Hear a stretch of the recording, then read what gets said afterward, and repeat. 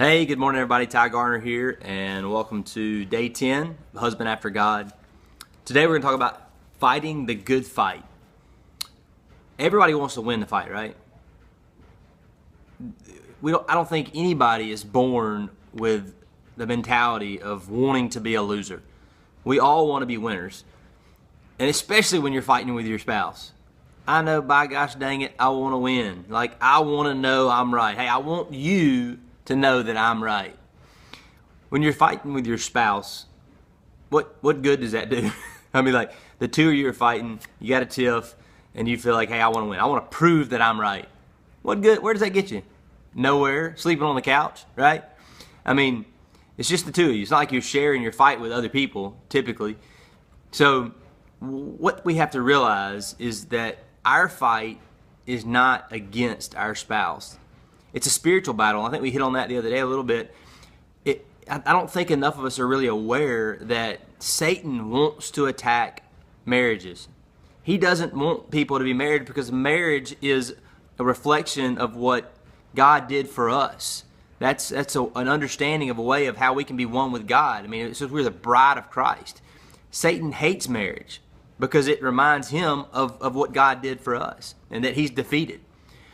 And if we let him win in our marriages, then we're missing it. We're missing it. And I think as a whole, as society, we miss it so much. I know I do it. And you know what it is for men? I know what it is for me. And it tells me right here, if I didn't, it's pride. I mean, we let pride get in our way because we want to win. And I can tell you, I mean, this is a tough thing for me because I'm very, very prideful. And Misty says that I used to be, I guess, more understanding, and I say, well, gosh, you should be this bad. And then it's that time of the month, right? I mean, that's usually when we get in the biggest tiffs is when, she can't help that she's emotional, and I get frustrated that can't help that she's emotional, and we have a little tiff or whatever. But I want to win. I want to prove that I'm right, whatever it is, and so does she. But we got to understand that we're not fighting against each other. If we can ever just lay it down, and choose, for men, it says here, choose to live life humbly, with a humble heart, one yielded to God. If we can live humbly and yield our lives to God, I think we'll come out better on the other end.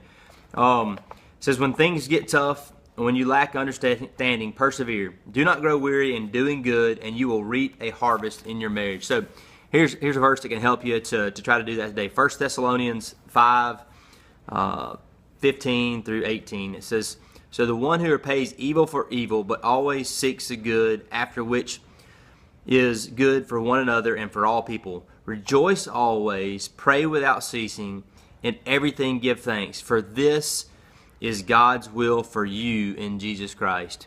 So I challenge you today to pray without ceasing and rejoice always, and don't worry about winning with your spouse because it doesn't matter. It's not going to do any good anyway. Have a great day. We'll talk to you soon.